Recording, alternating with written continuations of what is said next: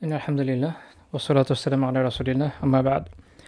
সবাইকে আমাদের উইথ কোরআন সিরিজের তৃতীয় ভিডিওতে স্বাগতম জানাচ্ছি। আলহামদুলিল্লাহ, গত ভিডিওতে আমরা সূরাতুল ফাতিহার নাম, কিছু বৈশিষ্ট্য, আয়াত সংখ্যা, নাজিল হওয়ার স্থান, এগুলো নিয়ে আলহামদুলিল্লাহ আলোচনা করেছি। আজকে আমরা এই সূরাটির ফজিলত সম্পর্কিত কিছু আলোচনা ইনশাআল্লাহ তাআলা করব। তো আমাদের পাঠ্য যে গ্রন্থটি, সেটিতে এই সূরার ফজিলত সম্পর্কিত কয়েকটি হাদিস রয়েছে। আমরা মূলত এগুলোই আলোচনা ইনশাআল্লাহ তাআলা করব। সূরাতুল ফাতিহা, যেমন আমি এর আগে ভিডিওতে বলেছি, যে এর ফজিলত আসলে অনেক বেশি। পবিত্র কোরআনের খুব কম সূরার ব্যাপারই সেগুলোর ফজিলত সম্পর্কে প্রচুর বর্ণনা পাওয়া যায়। এটা আসলে খুব কম সূরার ক্ষেত্রে হয়েছে। তো সূরা ফাতিহা এরকম একটা সূরা যার প্রচুর ফজিলত বর্ণিত আছে। তা আমরা তার থেকে জাস্ট কয়েকটি ফজিলত উল্লেখ করব, যেগুলো এই আমাদের পাঠ্যগ্রন্থটিতে রয়েছে সেই অনুযায়ী। তো প্রথমে একটি হাদিস উল্লেখ করতে চাই। সুনান তিরমিজিতে একটি হাদিস এসেছে এরকম, যে রাসূলুল্লাহ সাল্লাল্লাহু আলাইহি ওয়াসাল্লাম বলছেন যে ওয়াল্লাযী নাফসি বিয়াদিহি মা উনজিলাত ফি তাওরাত ওয়ালা ফিল ইনজিল ওয়ালা ফি জাবুর ওয়ালা ফিল ফুরকান মিসলুহা। রাসূলুল্লাহ সাল্লাল্লাহু আলাইহি ওয়াসাল্লাম বলছেন যে যেই সত্তার হাতে আমার প্রাণ, তার শপথ, তাওরাতে, ইনজিলে, জাবুরে, এমনকি কোরআনেও, ফুরকান মানে কোরআনেও এই সূরার অনুরূপ কোনো সূরা নেই।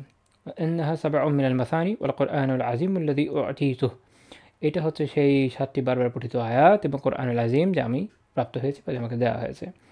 তো এইখানে আল্লাহ রাসূল সাল্লাল্লাহু আলাইহি ওয়াসাল্লাম বলছেন যে পূর্ববর্তী যে কিতাবগুলো অবতীর্ণ হয়েছে, যেমন মূসা আলাইহিস সালামের উপর তাওরাত, ঈসা আলাইহিস সালামের উপর ইনজিল, দাউদ আলাইহিস সালামের উপর জাবুর, এই কোনো কিতাবেই এই সূরার অনুরূপ কোনো সূরা ছিল না। এমনকি কোরআনেও এই সূরার অনুরূপ কোনো সূরা নেই। এই সূরাটির বৈশিষ্ট্য, এই সূরাটির স্বাতন্ত্র্য, এর বিশেষত্ব এতই ব্যাপক, এতই বিশিষ্ট। এবং তিনের পরে আমরা গতদিন সূরা হিজরের আয়াতে যেই নামটি আল্লাহ তাআলা কর্তৃক প্রদত্ত যে নামটি উল্লেখ করেছিলাম, সেটি উল্লেখ করে তিনি বলছেন যে এইটাই হচ্ছে এই বারবার পঠিত 7টি আয়াত এবং কোরআনুল আযীম যা আল্লাহ তাআলা আমাকে দান করেছেন বা যা প্রাপ্ত হয়েছে। ইমাম তিরমিজি রাহিমাহুল্লাহ উল্লেখ করেছেন যে হাদিসটি হাসানুন সাহিহ। তো এখান থেকে আমরা এই সূরার বিশেষত্ব জানতে পারলাম যে এই সূরাটি এমন একটি সূরা যার অনুরূপ কোনো সূরা অন্যান্য কিতাবগুলোতেও ছিল না, খোদ কোরআনেও নেই। আরেকটি হাদিস আমরা এই প্রসঙ্গে উল্লেখ করতে পারি। আবু সাঈদ ইবনুল মুআল্লা রাদিয়াল্লাহু তাআলা আনহু, উনি বলছেন যে কুনতু উসাল্লি ফিল মসজিদ, আমি একদিন মসজিদে সালাত আদায় করছি। তো রাসূলুল্লাহ সাল্লাল্লাহু আলাইহি ওয়াসাল্লাম বললেন যে আলা উআল্লিমুকা আ'যামা সূরাতিন ফিল কোরআন ক্বাবলা আন তাখরুজা ফিল মসজিদ। আল্লাহ রাসূল প্রথমে তাকে ডাকলেন, তারপর তাকে বললেন যে আমি কি তোমাকে তুমি এই মসজিদ থেকে বের হওয়ার আগেই কোরআনের সবচেয়ে মাহাত্ম্যপূর্ণ সূরাটি সম্পর্কে জানাবো না? তো এরপরে তারা কিছুক্ষণ কথোপকথনের পরে যখন উনি বের হয়ে যেতে চাচ্ছেন, তখন তিনি বলেন যে ইয়া রাসূলুল্লাহ, হে রাসূল, ইন্নাকা কুলতা লা উআল্লিমান্নাক আ'যামা সূরাতিন ফিল কোরআন। আপনি আমাকে বলেছেন যে আমি অবশ্যই তোমাকে কোরআনের সবচেয়ে মহিমান্বিত মাহাত্ম্যপূর্ণ সূরাটি সম্পর্কে জানাবো। তখন আল্লাহ রাসূল বলেন যে আলহামদুলিল্লাহি রাব্বিল আলামিন হিয়া সাবউল মাসানি ওয়াল কোরআনুল আযীম আল্লাযী উতীতুহু। যে এই আলহামদুলিল্লাহি রাব্বিল আলামিন অর্থাৎ সূরাতুল ফাতিহা যে সূরাটি রয়েছে, এটি হচ্ছে সাবউল মাসানি বা বারবার পঠিত 7টি আয়াত এবং আল কোরআনুল আযীম যা আমি প্রাপ্ত হয়েছি, যা আল্লাহ আমাকে দিয়েছেন। তো এই হাদিস থেকে মূলত আমরা এটা বুঝলাম যে কোরআনের সবচেয়ে মাহাত্ম্যপূর্ণ সূরা হচ্ছে সূরাতুল ফাতিহা। এবং এখান থেকে আমরা আল্লাহ রাসূল সাল্লাল্লাহু আলাইহি ওয়াসাল্লামের টিচিং মেথড সম্পর্কে দেখলাম যে তিনি যখন কাউকে গুরুত্বপূর্ণ কিছু শেখাতেন, তখন শুরুতে এমন একটা কথা বলতেন, ওনার হাদিসে আমরা এটা দেখি যে এর মাধ্যমে শিক্ষার্থীদের মনে একটা উৎসাহ তৈরি করতেন। তার শিক্ষার্থী তো সাহাবারা ছিলেন। তো তারা যখনই আল্লাহ রাসূলের কথাগুলো শুনতেন, তখন তারা বুঝতেন যে আল্লাহ রাসূল সাল্লাল্লাহু আলাইহি ওয়াসাল্লাম অবশ্যই আমাদেরকে অত্যন্ত গুরুত্বপূর্ণ কিছু একটা শেখাতে যাচ্ছেন। তো ফলে তাদের মধ্যে একটা মনোযোগ তৈরি হতো। তো আল্লাহ রাসূল এইভাবেই দেখা যেত যে সাহাবীদেরকে উদ্দেশ্য করে বিভিন্ন গুরুত্বপূর্ণ বিষয় সম্পর্কে বলতেন। তাহলে আমরা এখান থেকে বুঝলাম যে যারা শিক্ষক, তাদের জন্য এটা একটা শিক্ষণীয় বৈশিষ্ট্য আল্লাহ রাসূলের জীবনী থেকে, যে আমরা যখন ছাত্রদেরকে পড়াবো তখন অবশ্যই এমনভাবে তাদের সামনে গুরুত্বপূর্ণ বিষয়গুলো উত্থাপন করবো যেন তারা এর প্রতি আকৃষ্ট হয়। অন্যদিকে আমরা এটাও দেখি যে আল্লাহ রাসূল প্রথমে তো বলেছিলেন, কিন্তু পরে উনি অনেকক্ষণ পরে হয়তো বলেননি। ওই সময় আবু সাঈদ বিন আল মুআল্লা রাদিয়াল্লাহু তাআলা আনহু তিনি আল্লাহ রাসূলকে মনে করিয়ে দিয়েছেন যে আপনি তো আমাকে এটা শেখাবেন বলেছিলেন। তো উনি এটা বলছেন যে আপনি ভুলে গেছেন, বলছেন যে আপনি আমাকে শেখাবেন বলেছিলেন। তো এটা বোঝা যাচ্ছে যে এখানে ওনার একটা আদব শিক্ষকের প্রতি যে এটা তো শেখাবেন বলেছিলেন, ব্যাস এটুকুই যথেষ্ট। এবং এখান থেকে এটাও আমরা বুঝি যে এটাও শিক্ষার্থীর একটা কর্তব্য যে যদি শিক্ষক বলে যে আমি তোমাকে এটা শেখাবো, যদি মনে না থাকে আদবের সাথে তাকে মনে করে দেওয়া যেতে পারে যে আপনি তো আমাকে একটা জিনিস শেখাবেন বলেছিলেন, এই শেষ। তো এখানে আমরা দেখতে পাচ্ছি যে এই শিক্ষাগুলো এই হাদিস থেকে পাওয়া যায়। আচ্ছা, এই হাদিসটি সহিহ আল বুখারীর হাদিস। এরপর আমরা আরেকটি হাদিস উল্লেখ করবো ইনশাআল্লাহ তাআলা। এটা আমি গতদিন এই হাদিসটার একদম শুরুর কিছু অংশ বলেছিলাম। সহিহ মুসলিমের 395 নম্বর হাদিস, যেখানে আল্লাহ তাআলা এই সূরাকে as-সালাহ বা সলাত নামে অভিহিত করেছেন। তো এই হাদিসটা হাদিসে কুদসি, অর্থাৎ খোদ আল্লাহ আযজা ওয়া জাল একটি হাদিস বা একটি কথা বলেছেন, যেটা রাসূলুল্লাহ সাল্লাল্লাহু আলাইহি ওয়াসাল্লাম তার নিজের জবানিতে উল্লেখ করেছেন। অর্থাৎ আল্লাহ তাআলা কোনো কথা যখন বলেন, আল্লাহ রাসূল সেটা তার নিজের জবানিতে উল্লেখ করেন, সেটাকে হাদিসে কুদসি বলে।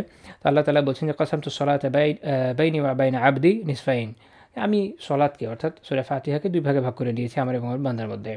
ওয়া লি আবদি মা সাআল, এবং বান্দার জন্য তা রয়েছে যা সে চায়। তো এরপরে আল্লাহ তাআলা ব্যাখ্যা করছেন বা বলছেন যে কোন বাক্যের বিনিময়ে তিনি কী বলেন। তিনি বলছেন যে ফাইদা ক্বালা আল আবদু, যখন বান্দা বলে আলহামদুলিল্লাহি রাব্বিল আলামিন, বান্দা যখন বলে যে আলহামদুলিল্লাহি রাব্বিল আলামিন, আল্লাহ কী বলেন, ক্বালা আল্লাহু তাআলা, আল্লাহ তাআলা বলেন হামিদানি আবদি, বান্দা আমার প্রশংসা করেছে। ফাইদা ক্বালা, যখন বান্দা বলে আর রহমানির রহিম, তখন আল্লাহ তাআলা কী বলেন, আসনা আলাইয়া আবদি, বান্দা আমার স্তুতি বাক্য পাঠ করেছে, আমার স্তুতি করেছে। ওইদা কল, যখন বান্দা বলে মালিক ইয়াউমিদ্দিন, তখন আল্লাহ তাআলা বলেন মাজ্জাদানি আবদি, বান্দা আমার মহিমা ঘোষণা করেছে, আমার মহিমা বর্ণনা করেছে। যখন বান্দা বলে ইয়াকা না'বুদু ওয়া ইয়াকা নাস্তাঈন, তখন আল্লাহ তাআলা বলেন হাযা বাইনি ওয়া বাইনা আবদি ওয়া লি আবদি মা সাআল। আল্লাহ তাআলা বলেন যে যখন বান্দায় বলে যে ইয়াকা না'বুদু, শুধু আপনারই আমি ইবাদত করি, এবং শুধু আপনার, ওয়া ইয়াকা নাস্তাঈন, শুধু আপনার কাছে আমি সাহায্য চাই। এখানে দুইটা জিনিস, একটা হচ্ছে আল্লাহ তাআলার ইবাদতের স্বীকৃতি দেওয়া, যে শুধু আপনার ইবাদত করি আর কারো ইবাদত করি না। এটা আল্লাহ তাআলা বলছেন যে এই যে অংশটা, এটা আমার এবং আমার বান্দার মধ্যে, এবং বান্দা যা চায় তা সে পাবে। অর্থাৎ ইয়াকা না'বুদ, আমি শুধু আপনার ইবাদত করি, এটা শুধু আল্লাহ, এটা আল্লাহ তাআলার পার্ট। বা ইয়াকা নাস্তাঈন, এবং শুধু আপনার কাছে সাহায্য চাই, এটা হচ্ছে বান্দার কামনা। এখান থেকে বান্দা তার কামনা শুরু করছে। তো আল্লাহ তাআলা বলছেন ওয়া লি আবদি মা সাআলা, এবং বান্দা যা চেয়েছে, যা চায় তা সে পাবে। তারপর আল্লাহ তাআলা বলছেন ইহদিনাস সিরাতাল মুস্তাকিম, বান্দা যখন এটা বলে যে ইহদিনাস সিরাতাল মুস্তাকিম থেকে একদম শেষ পর্যন্ত, তখন আল্লাহ তাআলা বলছেন হাযা লি আবদি ওয়া লি আবদি মা সাআলা, এই অংশটা এটা হচ্ছে আমার বান্দার জন্য, এবং বান্দা যা চেয়েছে তা সে পাবে। তো এই হাদিস থেকে আমরা দেখতে পাই যে এই হাদিস থেকে আমরা দেখতে পাই যে আল্লাহ তাআলা সূরাতুল ফাতিহাকে নিজের এবং বান্দার ভিতরে ভাগ করে নিয়েছেন। এর শুরুতে আল্লাহ তাআলার প্রশংসা বাক্য, তার স্তুতি বাক্য রয়েছে, তার মহিমার ঘোষণা করা হয়েছে, এবং এরপরে বান্দা আল্লাহ তাআলাকে জানাচ্ছেন যে আল্লাহ শুধু আপনার ইবাদত করি, কাজে আপনার কাছেই সাহায্য চাই, আর কারো কাছে সাহায্য চাই না। এবং এরপরে কী বিষয়ে সাহায্য চাচ্ছে, সে চাচ্ছে যে আল্লাহ আপনি আমাকে সিরাতুল মুস্তাকিমের পথ দেখান, সরল সঠিক যে হেদায়েতের পথ সেটা দেখান, এবং আমাকে ওই পথ দেখেন না, ওই পথ থেকে বাঁচান যেই পথে যারা পথভ্রষ্ট হয়েছে, যারা আপনার আযাবগ্রস্ত হয়েছে, তারা যে পথে গিয়েছে ওই পথ থেকে আমাকে বাঁচান, ওই পথ আমাকে দেখিয়েন না। তো এই থেকে এটা বোঝা যাচ্ছে যে আল্লাহ তাআলার কাছে কামনার পূর্বে অবশ্যই আল্লাহ তাআলার প্রশংসা করা জরুরি। এটা এই সূরা থেকেও একটা শিক্ষা পাওয়া যায় যে কীভাবে আল্লাহ তাআলার কাছে চাইতে হবে। আল্লাহ তাআলা কিন্তু বান্দাকে শেখাচ্ছেন যে কীভাবে তুমি দোয়াটা করবে, আমার কাছে যখন দোয়া করবে কীভাবে দোয়া করবে, সেটা আমরা এই সূরা থেকে আসলে এভাবে শিখতে পাই। এক, দুই নম্বর হচ্ছে এই যে সিরাতুল মুস্তাকিম চাওয়া, এটা একটা বিশাল বড় দোয়া, খুবই বড় দোয়া। বান্দার ইহকালীন পরকালীন যত কল্যাণ আছে, বান্দার যত দোয়া আছে, বান্দার যত ধরনের উপকারী দোয়া আছে, সব উপকারী দোয়ার মধ্যে এটা হচ্ছে আনফা, সবচেয়ে উপকারী, এটা হচ্ছে আফজাল, সর্বোত্তম। কেননা এই দোয়ার ভিতরে ইহকালীন পরকালীন যাবতীয় কল্যাণ কিন্তু নিহিত আছে।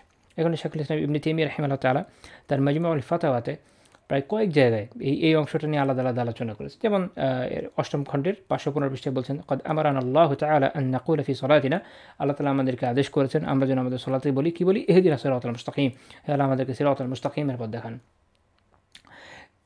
তিনি বলছেন যে হাযা আফদালুল আদইয়া ওয়া আওজাবুহা আলাল ইবাদ, বান্দার জন্য এটা হচ্ছে সবচেয়ে উত্তম দোয়া, সবচেয়ে কবুলযোগ্য দোয়া। ওয়া মা তাহাক্কাকা বিহাযা দুআ জাআলাহুল্লাহু মিন আহলিল হুদা ওয়ার রাশাদ, যে এই দোয়া নিয়ে চিন্তাভাবনা করবে, গবেষণা করবে, কী বলে, একটু আমরা যেটা বলতে পারি যে একটু গভীরভাবে ভাবনা চিন্তা করবে, সে এটা থেকে এটা দেখবে যে আসলে সেটার ভিতরে কী পাবে, এটা থেকে অনেকগুলো শিক্ষার উপকরণ পাবে। তো উনি বলছেন যে এটা নিয়ে যে একটু গভীরভাবে চিন্তা ভাবনা করবে, আল্লাহ তাআলা এটা তার জন্য তার হেদায়েত এবং সুপথ প্রাপ্তির জন্য একটা মাধ্যম বানিয়ে দেবেন। তো খুব স্বাভাবিক বিষয়। আপনি খেয়াল করে দেখেন যে এটা নিয়ে যদি আমরা চিন্তা করি, আমরা দেখতে পাই যে হেদায়েতের একটা পথ আছে, আমরা এই দোয়ার মধ্যে পাচ্ছি যে এই পথটা কোত্থেকে আমরা পাবো, আল্লাহর কাছ থেকেই পাবো। তো আমরা আল্লাহর কাছে আত্মসমর্পণ করছি, তার কাছে হেদায়েতের পথ চাচ্ছি, এবং এটাও বুঝছি যে আল্লাহ তাআলার হেদায়েতের পথের বিপরীতে দুইটা জিনিস আছে, একটা হলো পথভ্রষ্টতা, একটা হচ্ছে আযাবগ্রস্ত হওয়ার ব্যাপার। এবং এইটা যে জাতিগুলো হয়েছে তাদের বৈশিষ্ট্য থেকে আমি নিজেকে নাকচ করতে চাই, তার থেকে বের হয়ে আসতে চাই, শুধু হেদায়েতের পথের পথিক হতে চাই। তো এর ভিতরে হেদায়েতের একটা কামনা আছে, সুপথ প্রাপ্তির একটা কামনা আছে। তো এই চিন্তাগুলো যখন আমাদের মনের মধ্যে গেড়ে বসবে এবং আমরা এটা নিয়ে ভাববো, আমরা নিজেদেরকে এই পথে আনার চেষ্টা করবো, ইনশাআল্লাহ আল্লাহ তাআলা আমাদেরকে সুপথ দেখাবেন। তো এটাই শাইখুল ইসলাম রাহিমাহুল্লাহ তাআলা বলছেন। উনি আরেক জায়গায় 14 খণ্ডের ওনার মাজমুল ফাতাওয়া 14 নম্বর খণ্ডের 320 পৃষ্ঠায় বলছেন, উনি কিছু আলোচনার পরে বলছেন, ওয়ালিহাযা কানা আনফাউ দুআ ওয়া আ'যামুহু ওয়া আহকামুহু দুআউল ফাতিহা। উনি বলছেন যে ফাতিহার এই যে দোয়াটা, ইহদিনাস সিরাতাল মুস্তাকিম থেকে পড়ার অংশটুকু, উনি বলছেন এটা হচ্ছে সবচেয়ে উপকারী দোয়া, সবচেয়ে মহৎ দোয়া, সবচেয়ে প্রাজ্ঞ দোয়া। فإنه إذا هداه هذا الصراط, যদি আল্লাহ তাআলা তাকে এই সিরাতুল মুস্তাকিমের পথ দেখান, আ'আনাহু আলা তাআতিহি ওয়া তারকি মা'সিয়াতি, তাহলে আল্লাহ তো তাকে আল্লাহ তাআলার আনুগত্যের পথে সাহায্য করবেন এবং এই গুনাহ থেকে বাঁচার ক্ষেত্রে কী করবেন, সাহায্য করবেন। তাহলে আপনাকে যখন আল্লাহ তাআলা সিরাতুল মুস্তাকিম পথ দেখাচ্ছেন আপনাকে বা আমাকে, তখন আল্লাহ তাআলা আমাদেরকে কি সাহায্য করছেন, আমাদের হেদায়েতের পথে চলার জন্য, নেকির পথে চলার সাহায্য করছেন, তার আনুগত্যে সাহায্য করছেন এবং আমাদের গুনাহ থেকে বাঁচতে সাহায্য করছেন। এজন্য উনি বলছেন, ফালাম ইউসিবহু শাররুন লা ফিদ দুনিয়া ওয়ালা ফিল আখিরাহ, ফালাম ইউসিবহু শাররুন লা ফিদ দুনিয়া ওয়ালা ফিল আখিরাহ। তো যেই দোয়াটা করছে তাকে তখন আল্লাহ তাআলা যদি সিরাতুল মুস্তাকিম দেন, তাহলে সে না দুনিয়ায় ক্ষতিগ্রস্ত হবে না আখিরাতে ক্ষতিগ্রস্ত হবে। দুনিয়া এবং আখিরাতে কোনো ক্ষতি তাকে আসলে স্পর্শ করবে না, কারণ এই দোয়াটা অত্যন্ত ব্যাপক। এর ভেতরে একদম আমাদের দুনিয়া এবং আখিরাতে সকল কল্যাণের ভিতরে আছে। শাইখুল ইসলাম আরেক জায়গায় আরও সুন্দর করে বলছেন, 17 নম্বর খণ্ডের 132 পৃষ্ঠায় মাজমুল ফাতাওয়া, উনি বলছেন যে হুয়া আফদালু দুআ দাআ বিহিল আবদু রাব্বাহু ওয়া হুয়া আওজাবু দুআইন দাআ বিহিল আবদু রাব্বাহু ওয়া আনফাউ দুআইন দাআ বিহিল আবদু রাব্বাহু। তিনি বলছেন যে এইটা হচ্ছে বান্দা তার রবকে যেসব দোয়া বা যেসব আহ্বানের মাধ্যমে ডাকে, যেসব দোয়া করে বান্দা আল্লাহর কাছে বা তার রবের কাছে, আমি সংক্ষেপে বলি এই পুরো লাইনটার অর্থ, এই দোয়াটা হচ্ছে তার মধ্যে সর্বোত্তম, সবচেয়ে কবুলযোগ্য, সবচেয়ে উপকারী। ফাইন্নাহু ইয়াজমাউ মাসালিহা দ্বীন ওয়া দুনিয়া ওয়াল আখিরাহ। উনি বলছেন যে এই দোয়াটার মধ্যে দুনিয়ার এবং আখিরাতের তিনটা জিনিস বলছে, দ্বীনের, দুনিয়ার এবং আখিরাতের তিনটার সকল কল্যাণ এর ভিতর কী হচ্ছে, একত্রিত হচ্ছে।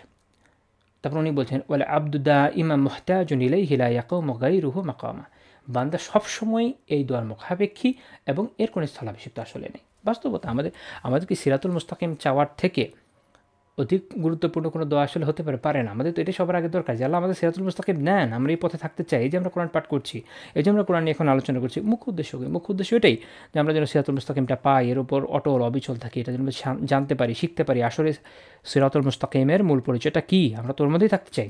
সেই জন্যই তো আমাদের এত প্রয়াস, এত কষ্ট, এবং ইহকালীন পরকালীন যাবতীয় কল্যাণ এই সিরাতুল মুস্তাকিমে থাকার উপরই নিহিত। এই জন্য এটাতে দ্বীনের, দুনিয়ার এবং আখিরাতের যাবতীয় কল্যাণ শামিল। তাহলে এই দোয়া কত ব্যাপক, কত গুরুত্বপূর্ণ, এই হাদিস থেকে আমরা দেখলাম যে পুরো সূরাটাতে কত গুরুত্ব রয়েছে। কিন্তু আমাদের জন্য একটা দুঃখের বিষয় এটা যে আমরা যখন সালাত আদায় করি, আমার মনে হয় খুব কম মানুষই আছেন যারা এই সূরাটা পাঠ করার সময় খুব মনোযোগ দিয়ে পড়েন। আমি এই অংশটা পড়ছি, হ্যাঁ এই অংশের বিপরীতে আমার রব এই কথা বলেন, এটার বিপরীতে আমার রব এই কথা বলেন, এটা আমাদের চিন্তার মধ্যেও থাকে না।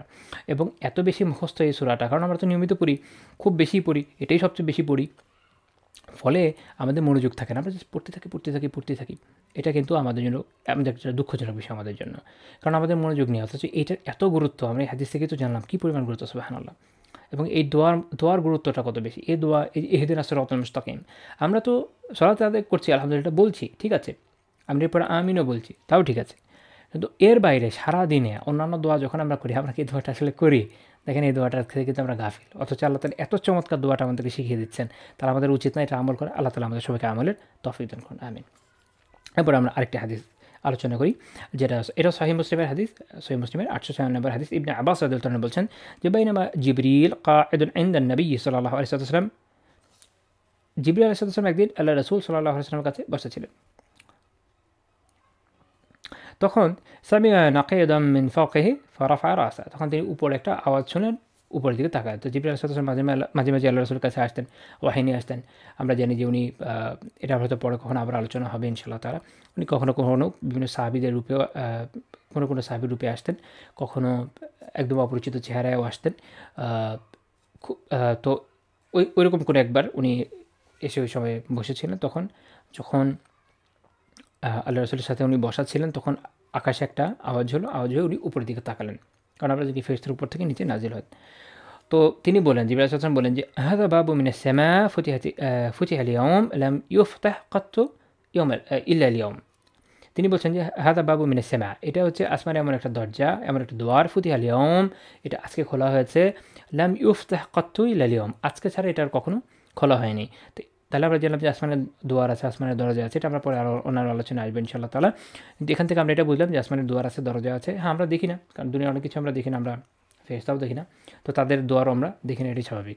তো যাই হোক, তো সেই দুয়ার, বিশেষ দুয়ার খোলা হয়েছে। তারপর ফানাজালা মিনহু মালাক, একজন ফেরেশতা সেখান থেকে নাজিল হলেন। ফেরেশতাদেরকে আরবিতে বলে মালাক। আচ্ছা, আর ফেরেশতা মূলত একটা ফার্সি শব্দ, যেটা আমাদের ভাষার অনুবাদ হিসেবে প্রচলিত আছে। তো ফাকাল, তিনি বললেন যে হাযা মালাকুন নাজালা ইলাল আরদ লাম ইয়ানজিল কাত্তু ইলা আল-ইয়াওম, এই যে ফেরেশতা আজকে নাজিল হলেন, নামলেন, এর আগে কখনো তিনি এ দুনিয়াতে নামেন নাই। তো তাহলে এই বিশেষ এক ফেরেশতাকে আল্লাহ তাআলা পাঠিয়েছেন বিশেষ কোনো কর্তব্যে। তো তিনি এসে কী করলেন, ফাসাল্লাম, এসে সালাম দিলেন। তারপর বললেন আবশির, আল্লাহ রাসূলকে বললেন যে আবশির বিনুরাইন উতিতাহুমা লাম ইউতাহুমা নাবিয়্যুন ক্বাবলাক, দুইটা নূরের সুসংবাদ নিন, যা আপনাকে দেওয়া হয়েছে, আপনার আগে আর কোনো নবীকে দেওয়া হয় নাই। সেই দুইটা কি, ফাতিহাতুল কিতাব, একটা হলো কি ফাতিহাতুল কিতাব, আর এটা হচ্ছে খাওয়াতিম সূরাতুল বাকারা, এটা হচ্ছে সূরাতুল বাকারার শেষের যে আয়াতগুলো।